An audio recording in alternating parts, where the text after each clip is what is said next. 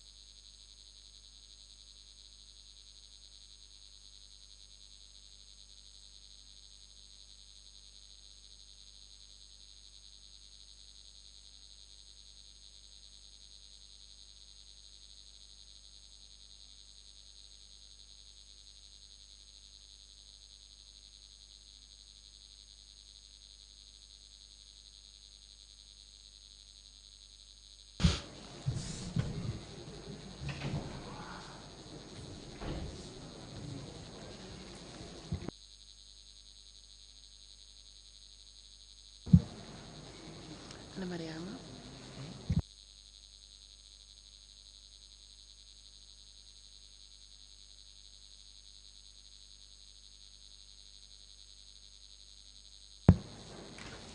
I, Awanjai, I, Awanjai, do swear that do swear that I'll speak the truth, I'll speak the truth, the whole truth, the whole truth, and nothing but the truth. and nothing but the truth. So help me God. So help me God.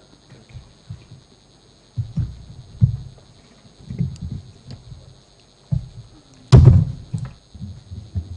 Good afternoon, Mr. Chair. Good afternoon, Commissioners. Good afternoon, Ms. Witness. As you know, my name is Mariama Singate, and I'll be questioning you on behalf of the Commissioners this afternoon. I just wish to know which language you will be more comfortable with. Anyway, I'll be speaking Wolof. Good. Okay, as you speak in Wolof, there is simultaneous interpretation going on. Yes. So I'll ask that you speak slowly, and you also listen to the interpreter, because he's going to interpret as you speak, so that we'll be able to understand each other as we move on.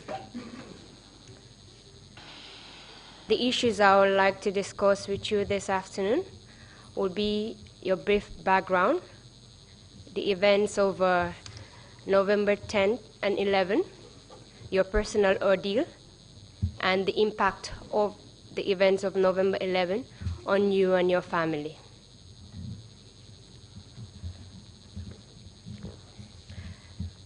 Before we start, I just want to thank you for coming and just see this as a conversation that we are having. Fuñ And- toll ni maa ngi laa gërëm si ñëw bi nga xamante ne loolu nga ñëw si TRC bi fii. And feel free to let me know if you do not understand my question.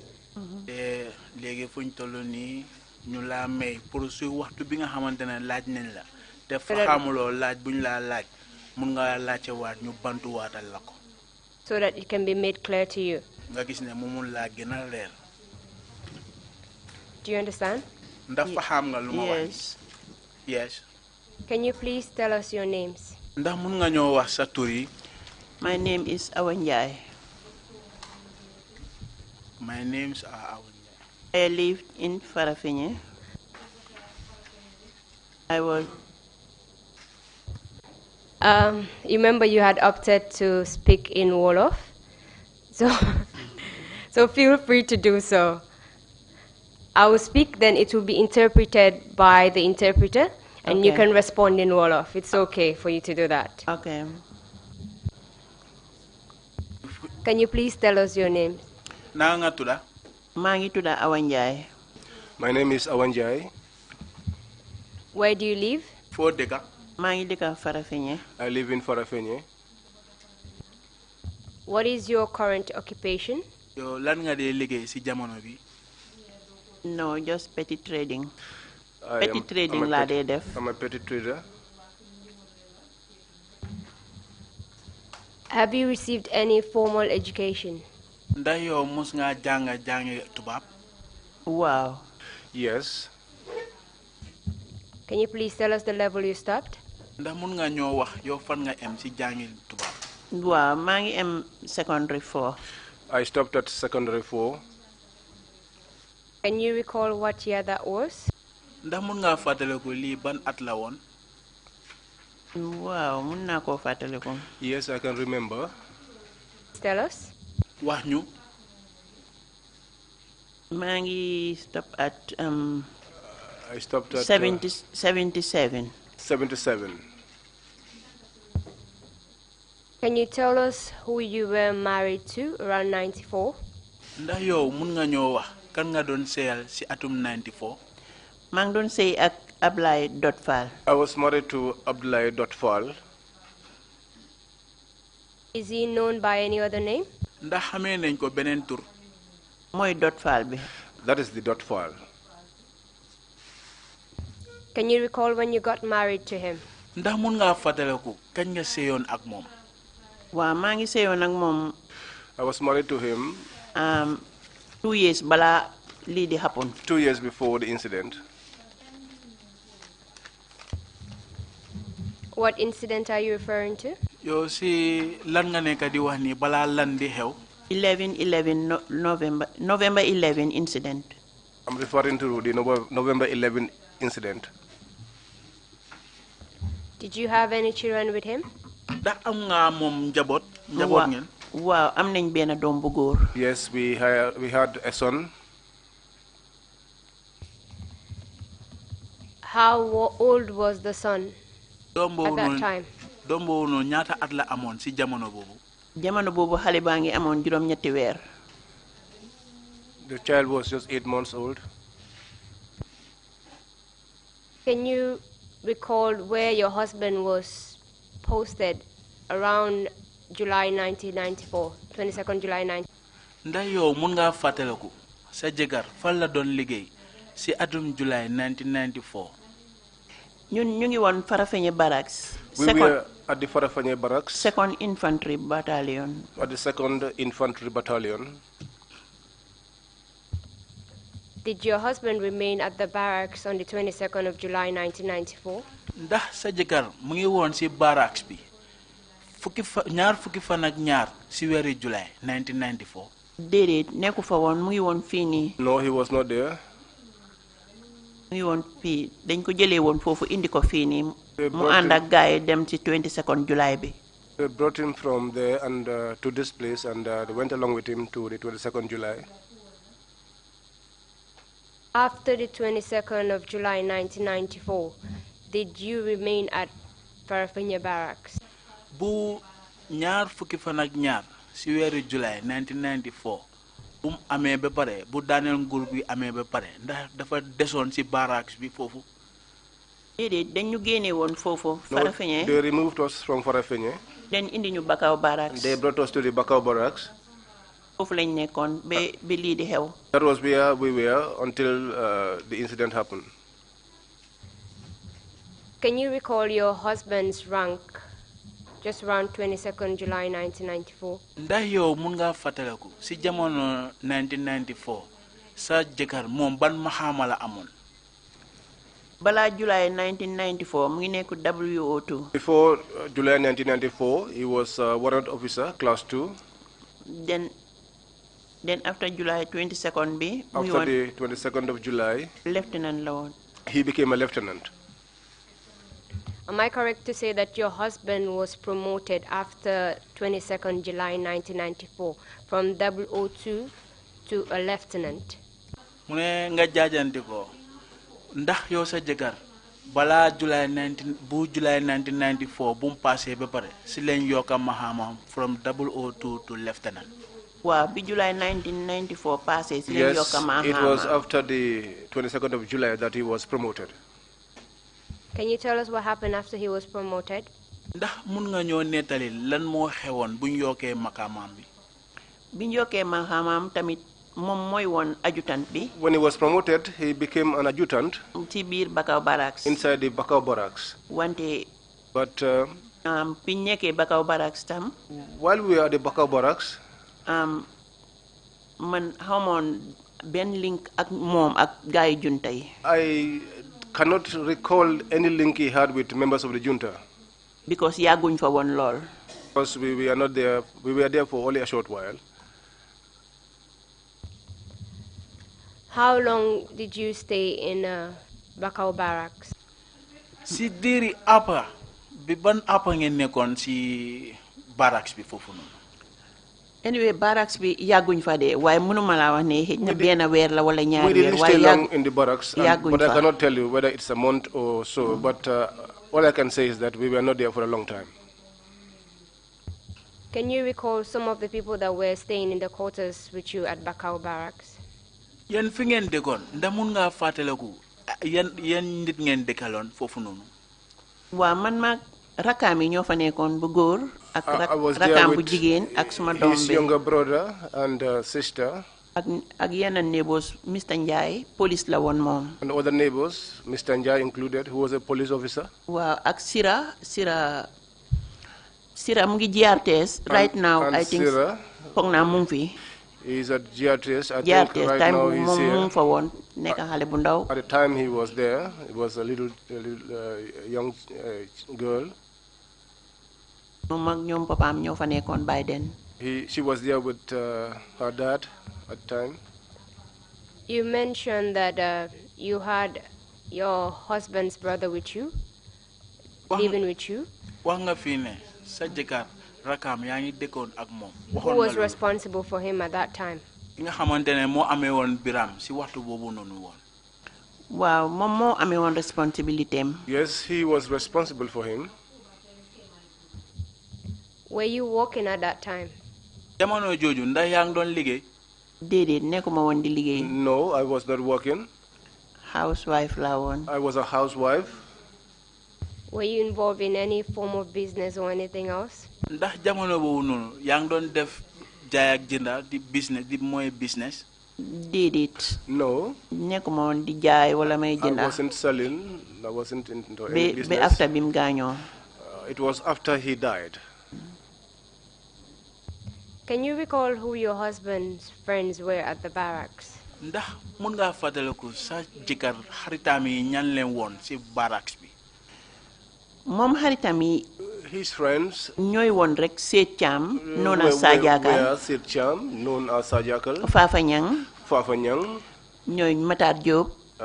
People like Matar Job. Te tamit ak kii ni ñoom Basiru Baro. And Basiru Baro. Te ay mbokkam lañ tam. They were his relatives too. ñoom ñoo doon move together. They moved together. Do you know the nature of their relationship? You stated that they were relatives.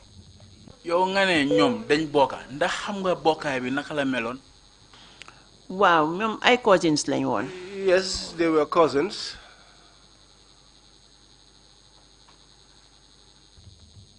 Can you please describe to us your family seats and how you were living in the barracks then at that time?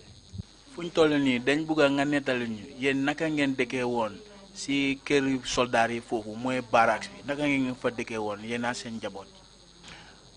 Waaw ñun. Yes. In fact fii lañ njëkkee biñ jógee Farafeñ ñu ngi woon Bundung. In fact, we lived in Bundung when we left Farafenni. Wow, waaye amuñ fa 2 months ñu move ñu ci barracks bi. But we didn't stay there up to 2 months, and then we were moved to the barracks. Waaye seen relationship was cordial. But their relationship was cordial. Rataxoon na daal seen diggante ñoom i neen rataxoon na amutoon benn problème. They had no problems. Do you know if your husband usually meet with some of these friends that you've told us earlier, Sajaka, Fafanyang, and others? Ndax yow xam nga si jamono jooju ne la woon ndax sa jëkkër daf daan far di daje wala di waxtaan ak ñi nga wax ni ñoom Fafanyang. Wow. Yes. Seet Cham ak Fafanyang ñoo frequentoon si néeg boobu noonu. And Fafanyang frequented ñoom ñoo fa daan farale ñëw. They were the ones that usually would come. Do you know what they usually discuss when they meet at the house? Ndax yow xam nga lan lañ daan waxtaan saa yoo xamante ne ñëw nañ si néeg bi di waxtaan si. Déedéet because. No, because. Man duma daan toog si waxtaan bi. I never sat in the discussions. I was never present. Can you recall the last time they met at your house? Ndax mun nga fàttaliku seen mujjantali daje buñ daje woon. Waaw loolu Seet Cham la woon. Yes, it was Seet Cham. ñëw na fa si guddi. He came there in the night.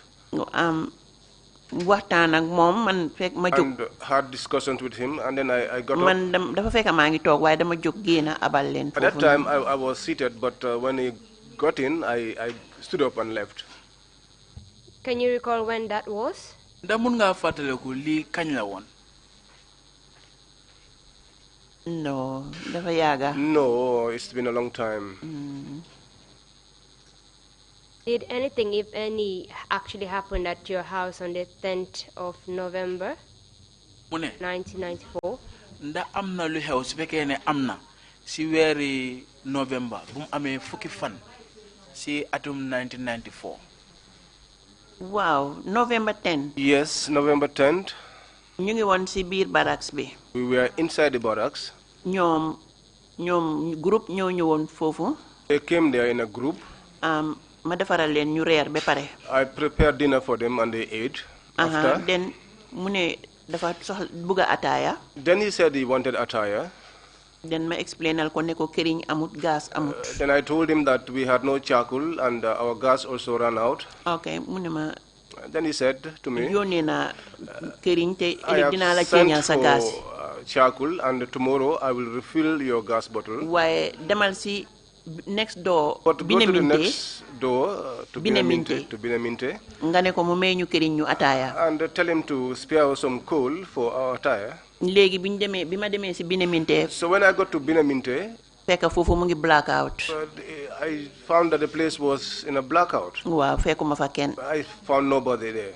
ma wëñeeku si waat. I returned back.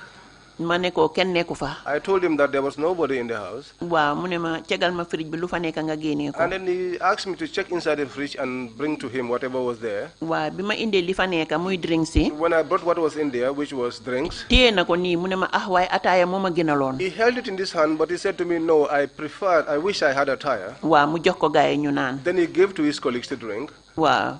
Then bi mu paree man ma bàyyi leen fa si biti. After that, I left them and I went out. déedéet ma dugga si biir néeg bi. I went inside the house. Then man ma dem tëddi. Then I went to bed. ñu ngi fa. They were there.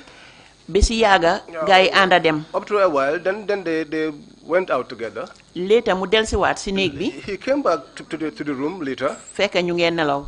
And that time we were already asleep. léegi mu ñëw. Then he came. fekk And then they found the child sleeping, but he picked up the child. 8-month baby. The 8-month baby. Wow, After he picked up the child, I said to him, "You will wake her up." He held the child. Then he put the child against his chest. For a while, and pressed this child against his waist, looking at this child. Behold, at that time,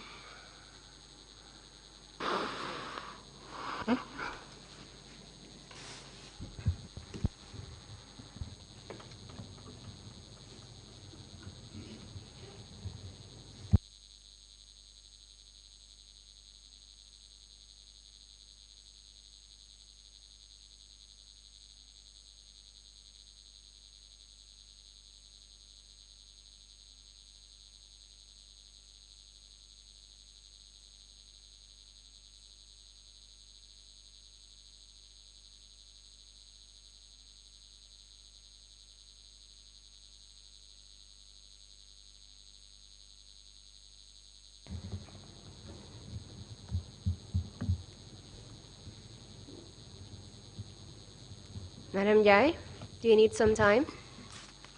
Ndax fin toll ni buga nga ñu mela waxtu tuti lu nga noppale ko.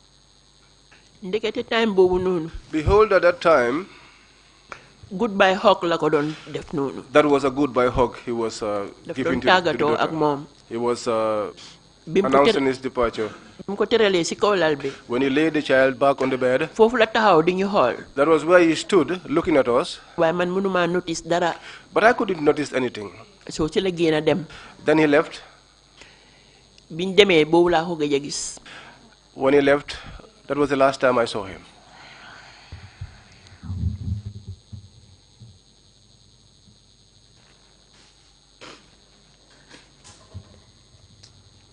You told us that there were a group of people at your house that night. Can you recall some of the people that were there that day? Wax nga ñu fi ne ci guddi bobu non amna mbolo nit ñi nga xamantene won ñu ngi won ci seen neeg bi fofu non da mun nga fataleku nit ñoy ñan. Wow, Abu Trawale mu fa won. Yes, Abu Trawale was there. Balde mu fa won. Balde was there. I cannot recall their names, but people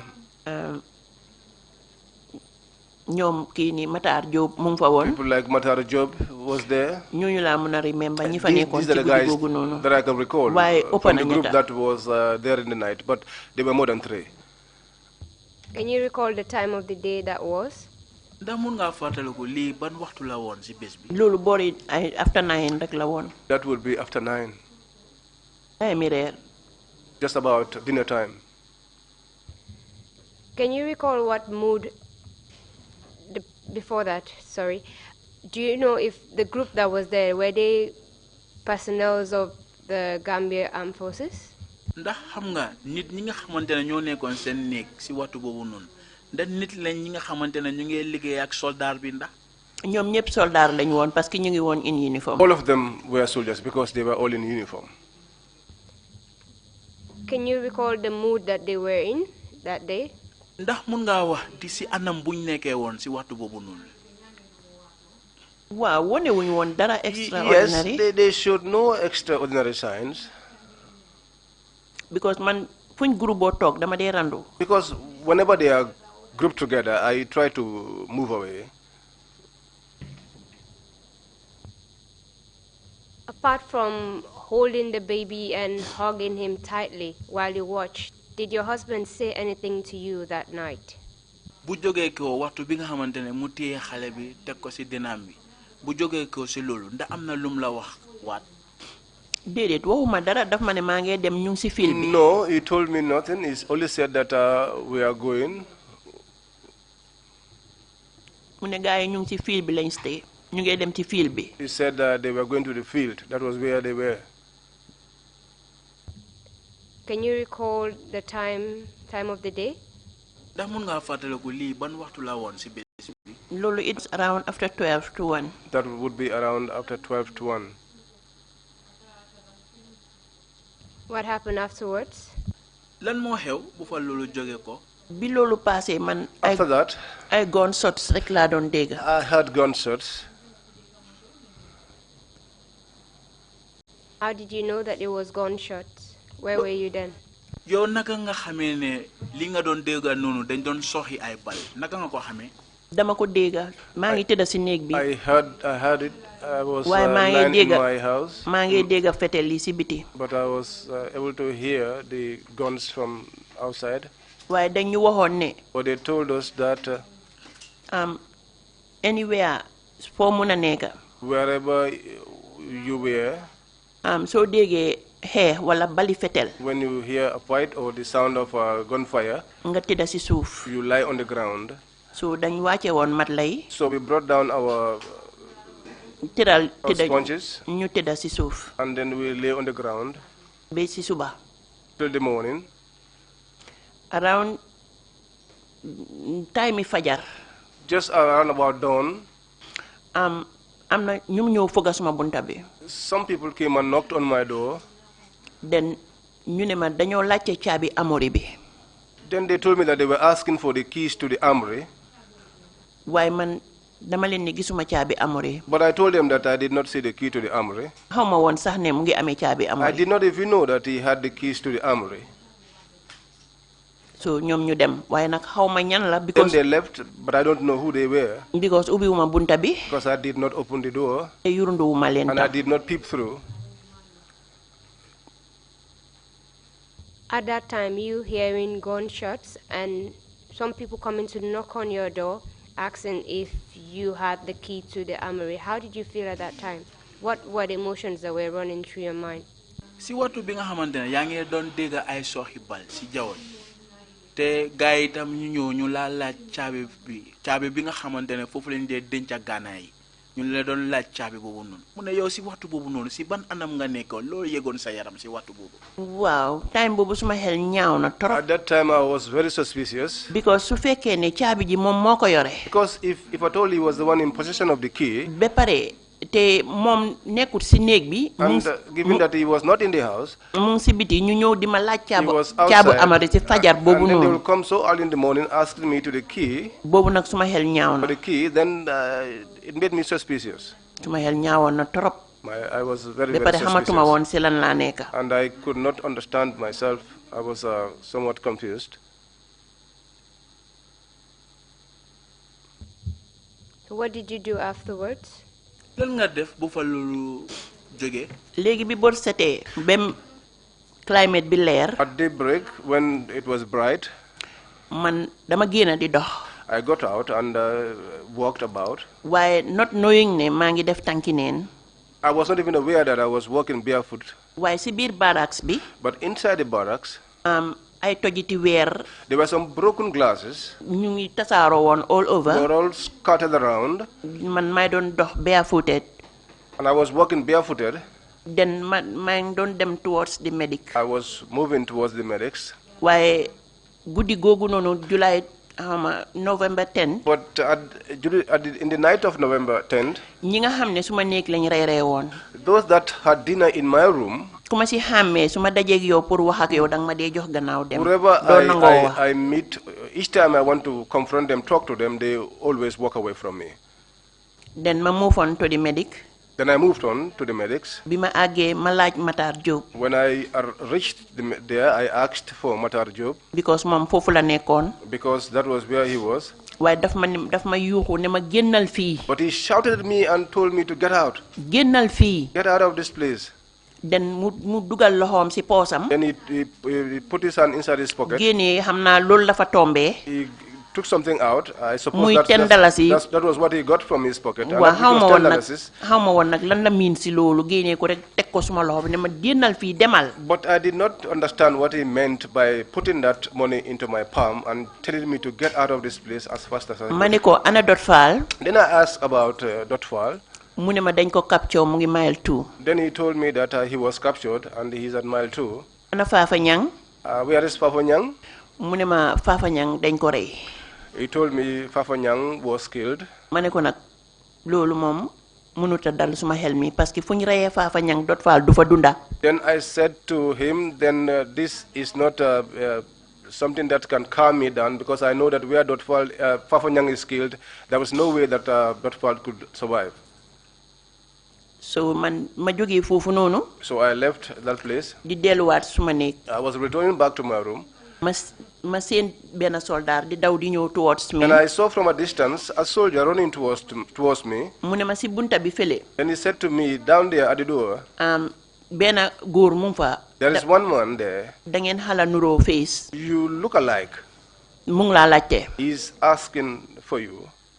Ma dem si bunta bi. I went to the door. Fekk fa suma mag bu ma bokkal ben baay. Then I found my brother, whom we share the same father. Mune ma yow la jël si. He said to me, I have come to pick you up.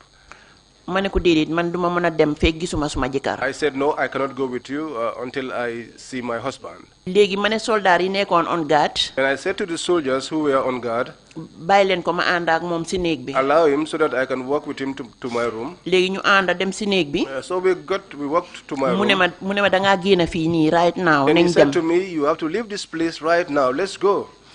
Légui mom mom suma mag. So him, my brother. Wow, mom gorom magi jabaram. His in-law, the elder of his wife. Monica just behind the fence of the army camp. Lived just behind the fence of the army camp. Moko call ne ko sa sister bi nekk ci biir barracks bi He called jëkkëram rey him nañ. and said to him, your sister that lived in the camp, her husband has been killed. Den mu ñëw jël si ma. That was why he came to pick me up. Kooku mooy Lamine Ndiaye. He was Lamine Ndiaye. Léegi bi ma jël see. So when he picked me up, benn wëlis lañ jël rek def a few things. we just took one suitcase and packed in there everything. No, few things rek lañ fa def. Just a few things. Den ñu dem ak loolu. And we left with that. Bagage yi fa des ñu bàyyi ko fa. All the other materials we leave in the house. Because by then xamuñu woon lana xew man xawma woon lana xew moom xam na waaye man xawma. Because at the time I did not know what was happening. He knew what was going on, but I did not know what was going on. So ñu dem këram. So we went to his house. That is November 11. And this was in November 11. Waa November 12. November 12. Fat Sow ñëw suma kër di jooy. Fat Sow came to my house crying. Lu nekk mu ko def langaamu ma ñuy jooyoo He was ak doing everything, clinging on me, crying. Why by then? But by then, Fat Sow xamutoon ne jëkkëram dafa dee. Fat Sow did not know that her husband too died. Man maa ko wax ne ko Fafa dañ ko rey. I was the one who told her that Fafa was killed. Because man tam dañ ma ko wax. Because I was also told. No fekkee wu ma ko waaye wax nañ ma ne Fafa dañ ko rey. I wasn't there, but I was told that Fafa was killed. Wow. Léegi. Yes. So after ñu fa. We were there. Can I proceed? Yes, you may. Ma receive telephone call. Then I received a telephone call. Muy ku ñoo wax Ndey Mbay. And it was Ndey Mbay. Police officer la woon. She was a police officer. Mu ne ma yow la Awa ma ne ko waaw. And she said to me, is it you, Awa? And I said to her, yes, it's me. Mu ne ma neexut ba neexut de. He told me, well, push come to shove. Waaye Dotfal dañ ko rey. Dotfal was killed. Waaw foofu laa daanoo nag. And that was where I fell. Bi ma yuuxoo ma daanu ma hum. When I shouted, I fell and fainted. So foofu lañ nekka. So that was where we were. Suma ñum yaay jógee Farafeñe ñëw jël si ma. My mom came from Farafeñe to pick me up. By then. ñu ne Sana Sabally mu ngi arrest képp koo xam ne dangay muuru tenja. They said at that time Sana Sabally was arresting anyone who was mourning in mourning clothes. Mu ngi doon dem round. He was going around. Di seet ku muuru tenja mu ne la. Checking anyone who was dressed in a mourning mood. Mu ne la looy tenja. He will ask you, why are you dressed in this mourning fashion? Nga ne dangaa tenja sa jëkkër. When you say you are mourning your husband. Mu ne la sa jëkkër tenja loo kana la wax ne dafa dee.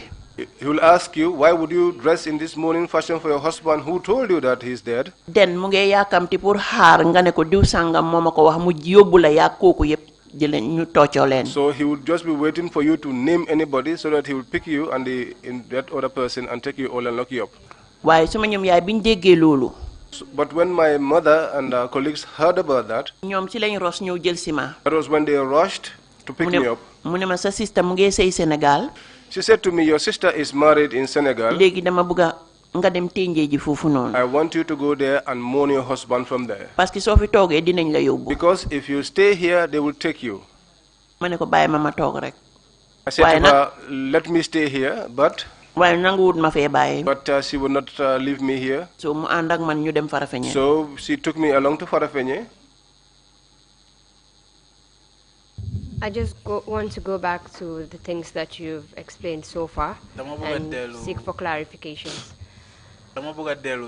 When you were told that Fafanyang was dead, why did you think that your husband would also be dead at that time? What relationship does your husband have with Fafanyang? Yow si watu bi nga xamantene wax nañ la ne comme Fafanyang dafa gañu yow si yow ban nekkin la Fafanyang nekkon ak sa jëkkër ba yow nga foog ne tam sa jëkkër gañu na Fafanyang mbokam la ñom ñaar ñoo doon ànda is his relative and the two of them moved together. Te man nit wax na ma ne ma and somebody said to me Fafanyang amna ku ko fekka Seet Cham moko fekka si boori waañ bi mu ngi taxaw mu ne ko boy nañ daw rey nañ dot fall. Seet Cham found him at the kitchen and told him, boy, let's run because that fall has been killed. Mu ne ko man duma daw.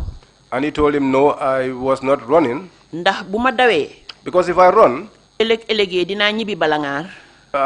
Tomorrow or day after, I will return back to Balangar. Mu ne ko suma demee lan laa leen di wax. And if I return to Balangar, what would I tell them? Duma daw. I will not run. Dinaa taxaw xaar leen. I will stay and wait for them. Moo tax. That was why. Bi ñi am ku ma call ne do kii Fafanyang di mi waxee fale ne Matar bi ma waxee That's why somebody called me and said to me, Fafanyang. Waaye balaañ maa call Matar wax na ma ko fale. But before they called me, Matar told me at the clinic. Matar wax na ma si clinic bi ne Fafanyang rey nañ ko. Matar told me at the clinic that Fafanyang was killed. Waaye dot dañ ko capture waaye nag loolu man nanguwuma ko woon because xam naa ne fu ñu reyee Fafanyang dot faal du fa dunda. But Dot was captured, but that did not placate my worries because I know that where Fafanyang was killed, Dot Fall will not survive. Loolu Fafanyang déggul na ko because bañ ko ne nañ daw daf ne du dem ba ki su demee ëllëg Balangar du xam lu moo nettali dafay toog xaar leen. He stressed the point that Fafanyang said he was not running because he was worried about what to say to his people in Balangar if he ran away. Waaw relationship bi nekk seen diggante. The relationship that existed between moo tax them. ñu ànda dee. That was the reason why both of them went together, died together. When were you given this information? That is the information about Fafa being informed about Dot Fall and he's saying that he will not run away. moo nekk xibaar bi nga xamante bu ñu waxee Fafa lu jotoon Dot Fall te moom mu ne du daw comme rey nañ Dot Fall kon moom du daw lii si ban jamono nga ko déggee woon. lii after incident bi lañ ma ko nettal ne. This was after the incident. ne naka Fafanyang loolu la wax Seet Cham. This was what I was told that this was what he narrated to Seet Cham. You also mentioned that your mother told you that Sana Sabali was going around and arresting people that were wearing mourning cloth and mourning for their husbands.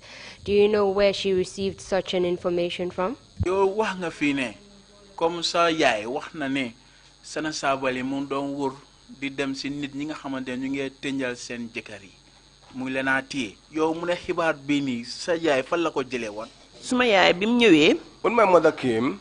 dafa wàcc si kër suma benn cousin bu ñoo wax Ndaxte Seydi. She first stopped at one of my cousin's house, Seydi. Ndaxte Seydi mu ngi doon sëy ak Master E.T. Jeng. Ndaxte Seydi was married to Master E.T. Jeng. waaw foofu la wàccoon. And that was where she. waaye fekk dat Ndaxte Seydi. She went to first, but that Ndaxte Seydi. moom yëgoon na information boobu noonu.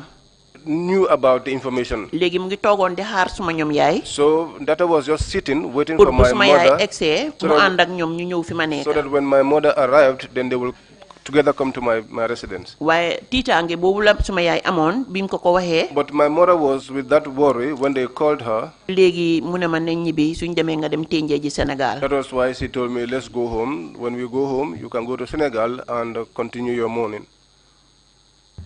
For the records, can you please tell us who Fatou Sow is?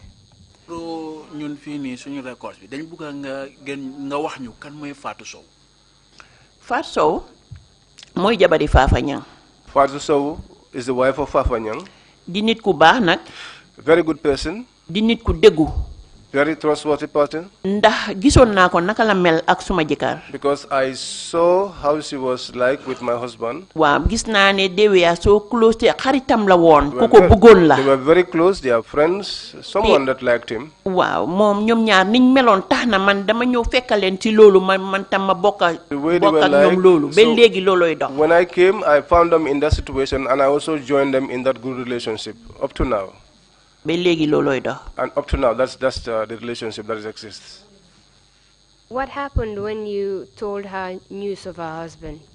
Lan mo xew biñ ko joxe xibaar ci lu dem ci walum jëkkëram. Wa bima ko waxé nak. When I told her, daf ma ne ma no lolu happened. She said to me no, that did Why not happen. harama delu fele. But let me return.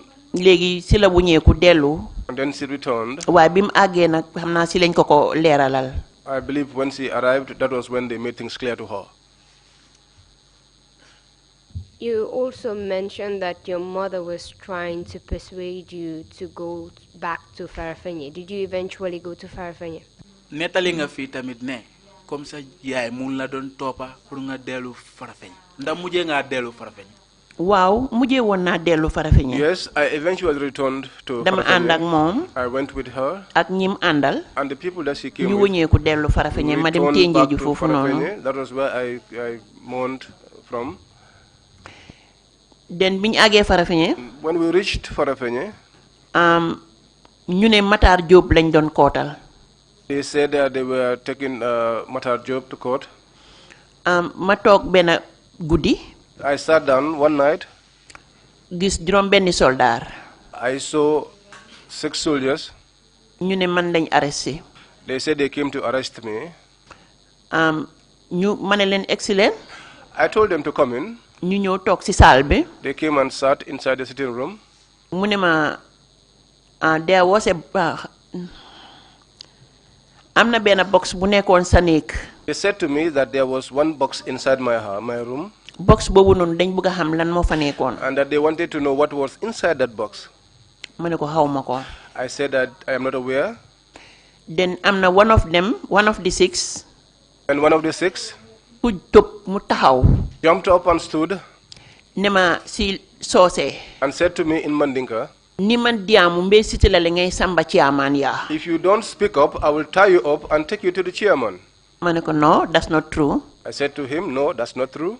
Because man defuma woon dara. Because I have done nothing. te jabar rek laa woon. And I was just a mere wife. xaw ma si dara suma yoon nekku si. I do not know anything. I have no issues to deal with. mu ne ma xam nga ko because loolu sa biir néeg la nekka. He said to me, you know it because that is inside of your room. waaye li gënoon a métti mooy. But the hardest thing was. moom dafa bañoon a toog sax in fact. He refused to sit down. génnee fetelam. In fact, he stood up and took out his gun. di demonstrate si biir néeg bi. He was demonstrating inside the room. ne ma soo waxut. And he said to me, if you don't speak up. dinañ la rey we will kill you. ma ne ko waaw. I said to him, yes. ma ne ko waaw parce que ñun ñaar ñoo fi des. I said yes because it's only the 2 of us here. jabaram ak doomam. His wife and his child. léegi rey ngeen ko moom. Since you've killed him now. man maag doom jee fi des jekkali leen ñu. It's me and the son that are left and just complete us. waaye loolu during the transition la woon. But that was during the transition. waaye xam naa ne bi transition bi passé. But I know that after the transition. loolu su ma ko tontu woon kooku daf ma doon rey. If I had responded to him in that fashion, he would have killed me. léegi ñu ngi si biir néeg bi. So we were inside the room. luñ wax ma ne xaw ma si dara. Whatever they asked, I said that I do not know anything about it. parce que by then man tamit mer naa. Because at that time I was angry. because man xam naa ne liñ ma laaj xaw ma ko. I know that what they were asking me, I do not know anything about it. léegi. So now. mu ne ma. He said to me. léegi dañoo dem si army camp bi. We are going to the army camp. ñeneen ñim toogaloon. Those that he was sitting down with. ne ko déedéet nañ ko bàyyi ba ëllëg ci suba. No, let's leave it until tomorrow morning. waaye balaa loolu. But before then. fekk man suma xol bi tàng na. I was very angry. ma génn ma jóg. I got up, opened the door to my sitting room, and I told them, get out. ñaari option rek ngeen am. You have only two options. ngeen yóbbul ma chairman. You take me to the chairman. wala ngeen bàyyi ma fi. Or you leave me here. wala ngeen génn si biti. Or you get out. fii du army camp. This is not the army camp. ki génne woon fetel bi ne man laa threaten. The one that took out the gun, threatening me. moromam mi wax nañ ko ne ko warutoon a def loolu. His colleagues told him that he shouldn't have done that. because foofu noonu du army camp këri jàmbur la. That was not the army camp. That was a private house. loolu lañ ko tontu woon. That was what they told him. waaye nag moom moo doon say di ma threaten di def. But he was the one insisting, threatening me. ma wan ko carrément ni ko man. I'm not afraid. I showed him clearly that I was not afraid. du uniform bi. It's not the uniform. wax naa ko ne ko bal yi naka fetel bi nga tiitaroo. I told him even the gun that you are bragging with. moo daan nekk si suma ron ngegenaay bi. That used to be under my pillow. ay AK-47. AK-47. ci ko armol yi lañ ko daan aj. We put that on top of man the cupboard. li nga def nii faalewuma ko. So whatever you are doing here, I'm not bothered. moo tax li ma la wax rek. That's why what I told you. su fekkoon ne loolu during passé naka bi transition bi passé laa ko defoon. dañ ma doon rey. If this was after the transition, they would have killed me. waaye nag God so good. But God being so good. ñu ne ëllëg si suba 8 o'clock dinañ la ñëw pick yóbbul la chairman. He said to me, tomorrow by 8 o'clock we'll pick you up and take you to the chairman. bi loolu happenee. After that happened. ñoom ñu dem si army camp bi. They went to the army camp. Then suma yaay ne ma doo fi fanaan. Then my mother told me, you will not spend the night here. mu ne ma ñii dañ miin li ñu wax. She told me these people really mean what they say. ëllëg si suba xama dinañ ñëw jël si la te balaa. Tomorrow morning they are coming to pick you up, and before that. balaa loolu ñun nañ pack up. Let's pack up. yow ma yóbbu la poste Kër Ayib. I will take you to Pastor Kër Ayib. nga jël first car bi nga dem Dakar. You pick the first car and head on to Dakar. noonu rek suma mag bu ma bokkal benn baay. As we were speaking, my brother, whom we joined the same father, fekk dafa demoon liggéeyi. he was out working. doomam mu ngi fi nii sax presently. His son is here presently. waaw moom mu dem liggéey wàccal lan moo xew. When he closed work, he inquired what happened. ñu ne ko Awa lañ jël si. They told him that they came to pick up Awa. mu ne ana ñu. He asked about them. ñu ne ko dellu nañ ci camp bi. And he was told that they had gone back to the camp. kañ la ñoo del si. And he asked when will they return. ñu ne ëllëg si suba la ñoo del si pour yóbbu Awa. And they told him they are coming back tomorrow morning to take Awa. waaye daf leen ne ëllëg duma liggéeyi. But he told them that tomorrow he wasn't working. moom itam mu toog ñun ñëpp ñu toog di wax. So he too sat and all of us sat. bi mu egsee. When he arrived, daf ne suma yaay du dem fenn. he told my mother she was not going anywhere. nañ toog fii xaar leen. Let us sit here and wait for them. waaye bañ toogee xaar leen it ñëwuñ. But when we sat, waited for them, and they did not show up, te ëllëg sa ñëwuñ. the next morning they did not come. That was it. And that was it. How long was this since the time you left Bakau Barracks to go to Farfanya? How long was it before this incident happened? Because boobu tenja na be am ay boori 2 months. At that time, I was in mourning until almost 2 months. Who is this Matar Job that you're talking about? Matar Job tamit soldat la woon. Matar Job was a soldier. waaye moom tamit he was a victim la woon ci 11/11. But he too was a victim during the 11/11. ba pare mbokkaam la tamit waa Balangar la. Secondly, he was a relative. He too is from Balangar. What relationship did he have with you or your husband at that time? Before the incident? ban bokka yàlla amoon ak sa jëkkër wala yow si waxtu boobu ñoom ñëpp ay cousins lañ. They were all cousins. te ñoo dëkkoon benn kër. And they lived together in the same house. ba biñ tasaarooyee Bundung. Until they separated in Bundung. ñëw Bakau Barracks. And came to Bakau Barracks. ñun ñu am suñ néegi boppa. Then we had our own Matar tamit ci la am néegi boppam. That was where Matar too had his waaye biñ dëkkee Bundung ñun ñëpp a dëkkoon benn néeg. But when we were in Bundung, we lived in the same place.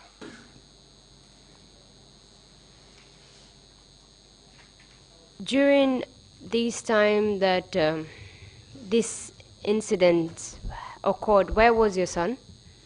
Si jamono bi nga xamantene ni. Sorry, the 8-month son that you told us about. Si jamono bi nga xamantene lu xewoon nonu mu xew ba pare. xale bi ngay wax ni ki nga xamante amna juróom-ñetti weer waxtu boobu noonu moom naka la nekkee woon fan la nekkoon. kooku xaleel la. Biden mu ngeen nampa 8 months kooku xaleel la. Was suckling 8 months was just a baby. waaye time bi gaay di ñëw si kër gi. But at the time they were coming to the house. boobu mu ngeen nelaw si biir néeg he was sleeping inside the room. Why were you defiant when they came to the house? Why is that you were defiant when they came to the house? Yo lutax nga taxawaay bi nga jëloon mu dëgëroon trop si waxtu bi nga xamantene ñi bu ñëwee woon si kër bi. Boobu man gisuma woon dara lu dul dee parce que man dama foogoon ne I did not see anything except dying. Man dama foogoon ne xam nga ñoom ni ñëwee noonu rey ma moo leen tax a jóg. I was thinking that their only mission was to kill me. So man faaleetuma woon dara. So I did not care about anything else at the time. Were all of them armed when they came to the house? Ndax ñoom yëpp bu ñëwee woon ñu ngi yoree woon ay gaanaay. ñoom ñëpp a ngi amee woon fetel. All of them had guns. waaye kenn génnewutoon bosam except ki ma la wax nii. But none should remove their guns except the one that I just spoke to you about. Can you recall the name of the person that did this, that removed his own weapon and was acting rough with you? Ndax yoo xam nga ki nga xamante ne moo génnoon gaanaayam bi di la tiital ndax xam nga kooku noonu. Déedéet xaw ma ko. No, I don't know him. Can you recall the names of any of the people that came to your house on that particular day? Ndax fàttaliku nga si ñu ñëwoon sa kër ndax fàttaliku nga kenn si ñoom seen tur. Waaw alkali George Cissé mu ngi fa woon. Yes, alkali George Cissé was there. Wuri mu ngi fa woon Wuri Jallow. Wuri Jallow was there. waaye ñeneen ñi si des xaw ma leen. But I do not know the rest. These people that you mentioned, did you know them previously? Tur yi nga xamante ne loolu nga wax fii nit ñi nga xamante ne ñooñu ngay wax fii nii ndax xamoo nga leen balaa lii. waaw alkali George Cissé. Yes, alkali George Cissé. sët la ci ndaxte seedi bi ma fi wax léegi. li may wax rek mooy. He's a grandson of Biden. at the time. Yaya Jammeh daf dee jaxase ay mbokka. Yaya Jammeh used to knock heads of relatives. Parce que fu mu xam ne fii lii sa mbokka la. Because if he knows that ñoom personally xam nañ ne man dama bokk ak George Cissé. They knew personally that I was a relative to George Cissé. ñu boole ko ci delegation bi. And so they put him in the delegation. Delegation boobu ñëw. The delegation that came. Wuri. Rakki Muminatu Camara la jabari. Is a brother to Auditor General. Muminatu Camara, who is the Auditor General. te bàjjeni suma first doom la. And is the aunt to my first born. So you see, families have been mixed up. ku demut ak sa xel. So if you do not take your time, di nga jaxasoo because dangaa ne kii suma ennemi la fekk déedéet. You'll be confused and begin to tag people as your enemies. Waaw waaye that alkali. And that alkali. mu ngi si army bi ba léegi. He is still in the army. waaye Wuri moom bàyyi na. But Wuri has left. Apart from you receiving news of your husband from Matar and Ndai, did you make any inquiries with respect to your husband? And what happened to him? Watu bi nga xamantene jot nga xibaar bi nga xamantene jógee na si Matar ak Ndey nday yow mujjee nga lijjante pour xam sa jëkkër nu mujjee woon. Wow, maa ngi doon laajte di inquire si nit ñi. Yes, I was inquiring from people. lan naka la deeyee woon. How he died. parce que ni mu deeyee man daf ma jaaxal. Because I was inquisitive as to how he died. Because doomi Balangar la. Because he's a son of Balangar. te liñ wax ci ñoom bu dee mu ngi fa. And if what they do say about them is what was in him. man xam naa ne bal ak paaka du ko dugga. I know that a bullet and a knife would not penetrate him. waaye naka lañ ko reyee. But how they killed him.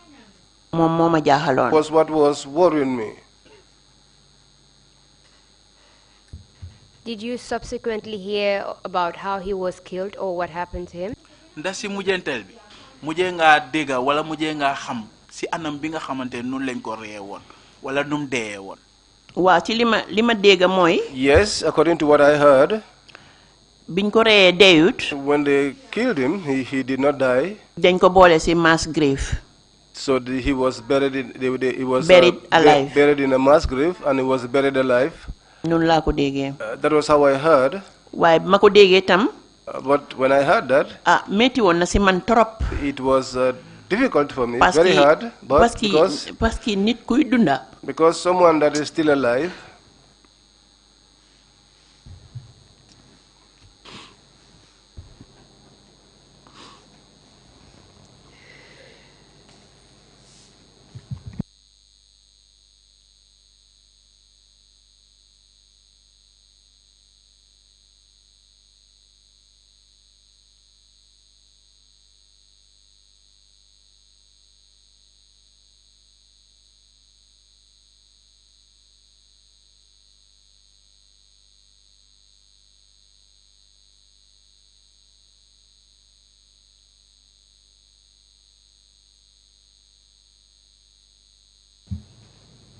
Madam Jai, you can take your time.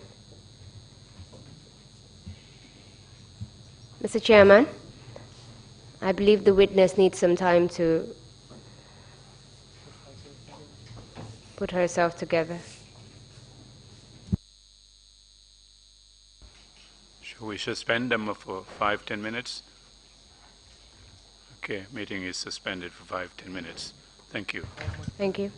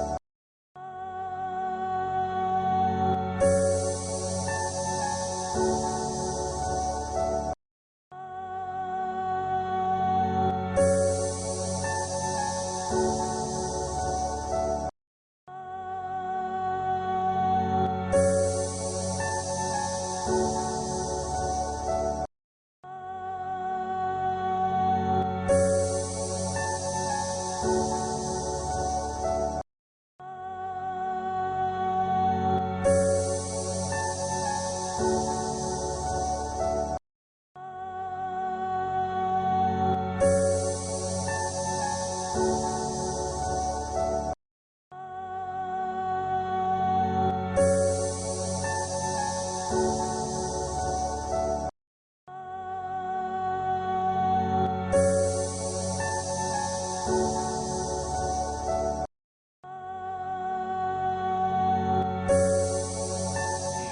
Jai, are you ready to proceed? ndax pare nga pour continuer?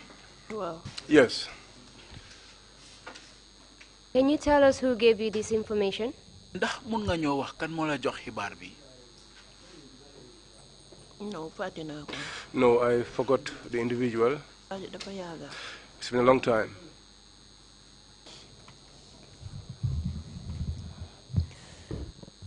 At the time of your husband's death, you told us that you were not working and that you had an 8-month-old son with you. How has that impacted your life? Yow si bi nga doon wax fii nettali nga ne comme yow sa jëkkër bu mu doon gaañu yow nekkuloo woon di liggéey te mu la bàyyee woon xale bu ndaw bi nga xam ne am na juróom-ñetti weer mu ne dibi waxtu boobaa ba léegi sa dundin naka la mel. Suma dundin metti woon na lool. My survival was, my life was hard. Metti na lool parce que amuloo ci ko sës. It was very hard because there's no one to rely on. Amuloo kenn ku la dimbale. You have no one to assist you. Li nga am rek mooy jaay sa naka ice wala nga jaay wonjo. Whatever you could do was to sell your ice or your wonjo. Office boo mën a foga pour ut liggéey pour mën a dimbale sa bopp. Whatever office you knocked at to look for work to help yourself. Duñ ñeme pour jël la because yow yaay jabari Dot Fall. They will be afraid to employ you because you are the wife of Dot Fall. Waaye bi yooyu passé. But after all those things, mu yaaga tuuti. After some time, am naa ku ma dimbale woon. I had someone who assisted me. Muy Sam Cole. He is Sam Cole. Ñun ñoo nekkoon ci collège bi. We were at the college. Mu dimbale ma am liggéey Peace Corps. He assisted me to secure a job at the Peace Corps. Posted to Tendaba. I was posted to Tendaba. For 6 months. For 6 months. Training Americans from America to the Gambia. Training Americans to the Gambia. Local languages. The local languages. And culture. And culture. How about your son? At the time of his father's death, he was only 8 months old. Has this affected his life in any way? Sa doom bi tamit nag sa doom bu góor bi ki nga xamante ne waxtu bi nga xamante ne papaam mu doon gaañu papaam waxtu bu mu doon faatu moom fekk na juróom-ñetti weer la amoon so moom dundine am naka la nekkee woon. Waaw moom bàyyi den xaleel la. Yes, at the time he was a baby. Li moo def rek mooy ma nampal ko bem fer. Whatever it is, I just to breastfeed him until I wean him. Bim feree nag ci laa soog a am liggéey boobu noonu sax. When he was weaned, that was when I got that job I was talking to you about. Waaw bi ma nekkoon Tendaba. That was when I was at Tendaba. Do you know if this incident has affected your husband's family in any way? Ndax xam nga mbir bi nga xamante ne moo xew nii ndax isi na jafe-jafe si sa kaw si sa jëkkër mbokkaam yi ak njabootam bi. Waaw. indi na jafe-jafe parce que. It brought difficulties, hardships. Baay den moom mooy woon breadwinner bi. Because at the time he was the breadwinner. Ba bi xale yi màggee ba war a nekk si dara. And until the children matured and became something. Xale yi mooy rakkaam yi. I mean the children, the younger siblings. Waaw ba biñ màggee ba nekk si dara fekk moom mooy woon breadwinner bi. Until they grew up and began to take things on their own, he was the only breadwinner. Wow.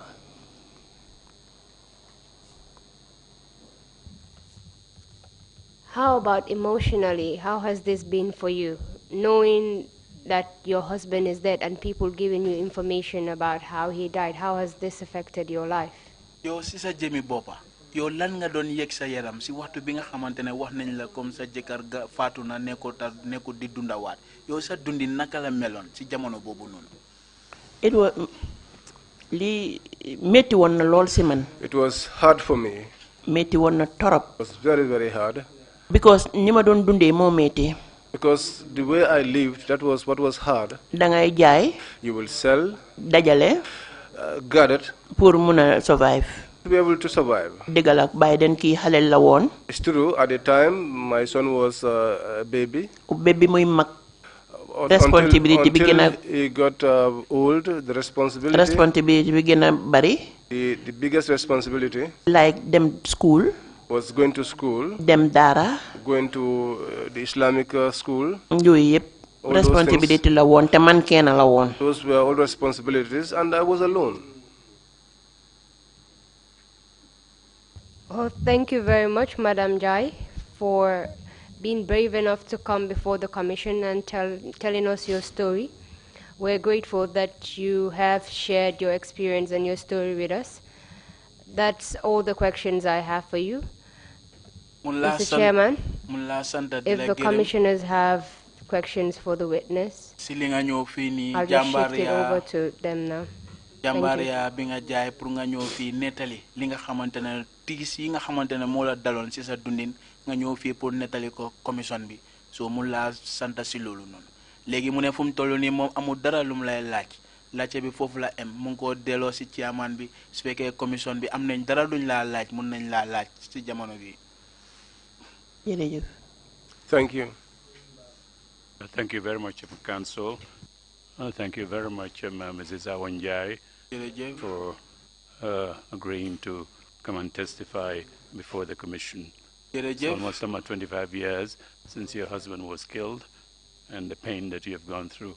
We all share your pain, and sorry that the family had to go through this. Can't ask you any questions, just to tell you how much we share the pain with you. Okay.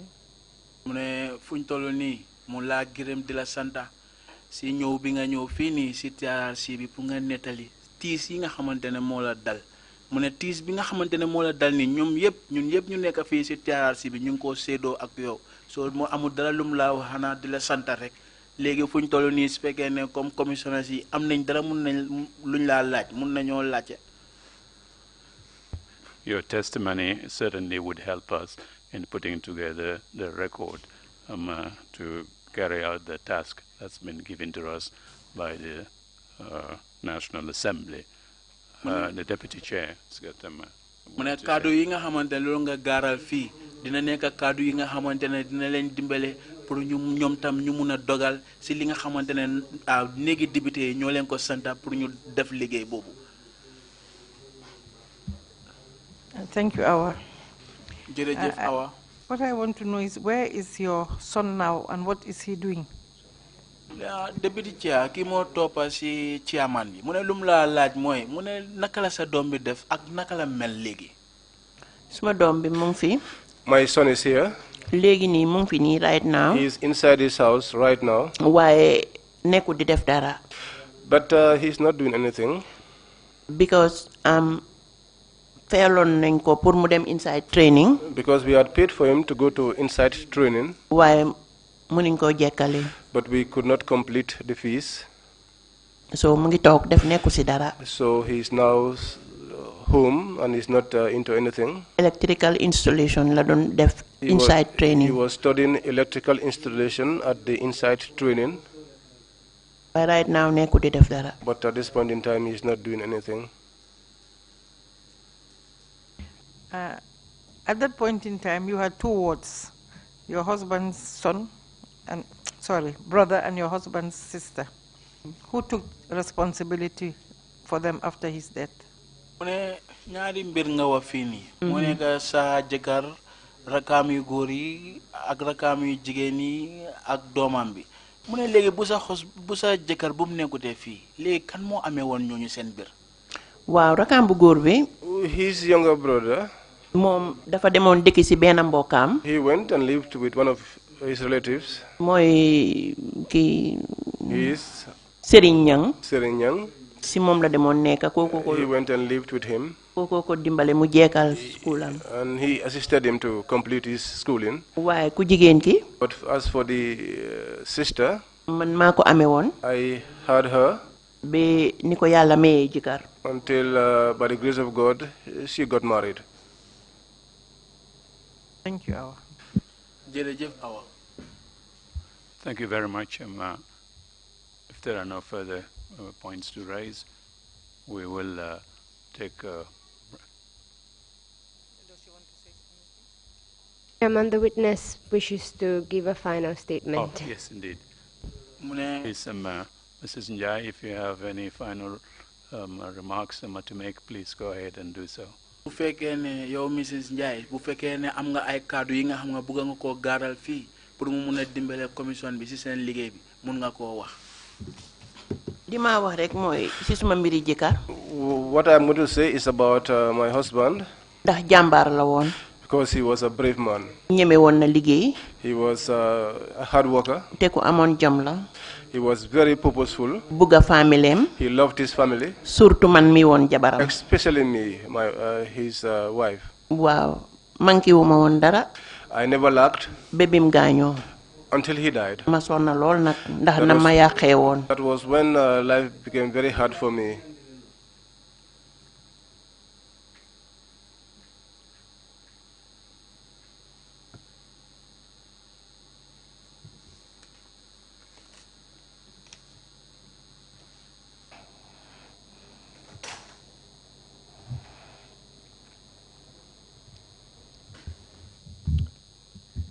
Do you wish to continue, or is that all from you, Madam Jai? Yo, ndax fuñ toll nii di bëgg nga am fii ndax da nga bëgg a continuer, Madam Jai. waaw loolu la amoon pour wax ndax. Yes, that's all I have to say. loolu moo happen noonu. Because that was what happened. Thank you very much, Madam Jai. Jërëjëf, Madam Jai. Thank you very much, Mrs. Avanjai, for those concluding remarks. We will take a 45-minute break and come back at 2:30. Is that all right, Council? Is the next witness ready? Fine. So, meeting is adjourned until 2:30. Thank you.